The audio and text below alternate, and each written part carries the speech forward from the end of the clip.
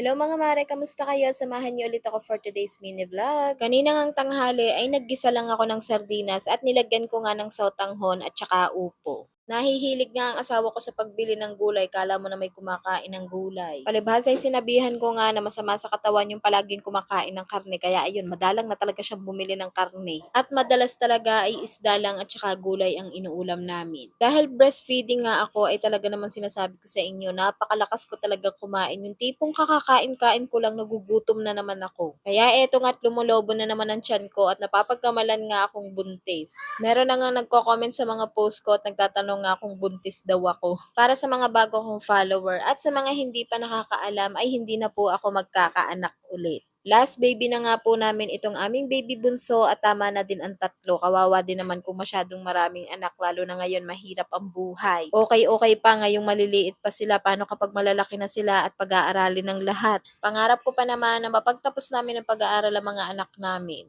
Dahil ayoko nga na matulad siya sa amin ng asawa ko na hindi ka nakapagtapos ng pag-aaral. Gusto ko din naman sana makapagtapos ng pag-aaral noon, kaya lang sa sobrang hirap ng buhay, hindi na nga ako nakatapos at high school nga lang yung natapos ko. Iba pa din kasi talaga kapag nakatapos ng pag-aaral. Kaya nagplano talaga kami ng asawa ko at napag-usapan nga namin na last baby na nga namin to. Nakakota na din naman kami, merong 2 babae at meron ng isang lalaki.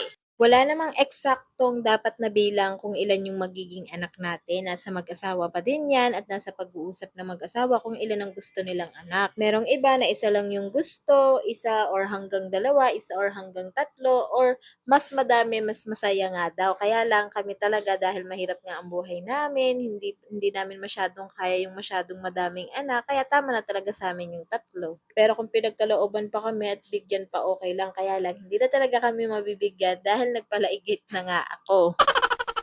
Kaya sa mga nagtatanong kung buntis ba daw ako, hindi po ako buntis dahil hindi na talaga ako mabubuntis. Sanay na naman ako sa mga ganyang tanong dahil noon pa talaga napapagkamalan ako palaging buntis dahil tiyanin talaga ako. Kahit nung wala pa akong asawa ay napapagkamalan din akong buntis. Meron din kasi akong PCOS dati nung dalaga pa ako at siguro yun yung side effect sa akin, yung lumalaki palagi yung tiyan ko kahit hindi naman ako buntis. O siya, eto na nga mga maret, nakatapos na ako sa pagluluto, nakatapos na ako sa paghuhugas sa mga pinggan at nakapaglinis na nga din ako ng bahay. Kaya pagkatapos ko magwalis at magmap ng sahig ay naghayo na nga ako para makakain na kami ng mga bata. At habang gumagawa nga ako ng mga gawaing bahay, nandito naman si ate at binabantayan niya nga itong aming baby bunso. At dahil bakasyon na nga sila ngayon, meron na nga akong nakakatuwang dito sa bahay sa pagbantay at pagtingin-tingin nga dito sa aming batang maliit. Buti na nga lang naaasahan ko na tong si ate dahil alagain pa nga din itong aking 4 years old na anak, kaya minsan siya ang nag-aasikaso dyan.